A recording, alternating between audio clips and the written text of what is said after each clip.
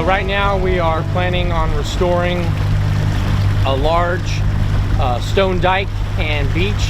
The stone dike is part of the Mispillion Inlet. It was built back in the 80s, and with different sea level rise predictions and coastal storms that are increasing, we're seeing a lot of erosion of Back Beach, which is a hot spot for Delaware Bay for red knots and horseshoe crabs. So this project, what we're going to be doing out here is restoring the rock wall or stone dike and Back Beach.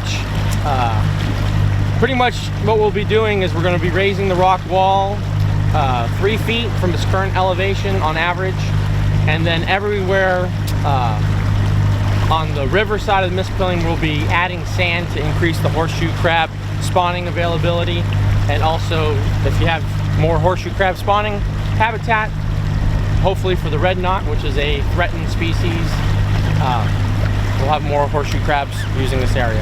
So the Mispillion River is right here, and as you can see, water, when the tide is coming up, it's flowing through the beach area, it's coming around, it's going to the rock wall, and then there's a little channel that's forming, and it's going right out all the way around the north end of the rock wall out into the Delaware Bay.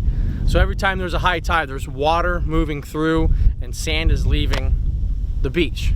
So what we want to do is go from the rock wall at the north end. It's called the dog leg idea. Basically, you angle it at a 45-degree angle with the rock, and you tie it into the sand dune and you bury that so it locks all the sand in place. So if there's a storm like a nor'easter, it's hitting the rock and it's not hitting the sand. Right now, if we just filled this with sand, which is what we did in about 2008, a storm happened, and it happened too soon, so that the vegetation didn't grow in time, and this blew out the sand. So the idea of the dog leg is to lock the sand in place, and that'll allow the sand to settle out, and then hopefully, well, not hopefully, there won't be another breach. So the canal here is Greco's Canal. It's a canal that was built by a farmer that wants to get tomato plants further north into the harbor, and no longer is used for that.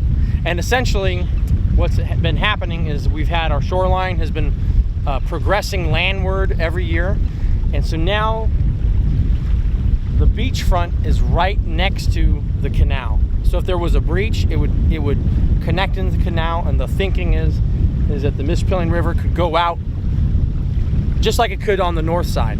So the idea is to fill in that ditch to an elevation, not fill it to like so nothing grows. We're going to fill it to an elevation where it turns into a Spartina marsh, so it would act as a buffer. So if there was a breach, breaches are fine if there's Spartina behind it, but if there's a breach with an open channel, then you get hydrology that wasn't quote-unquote natural.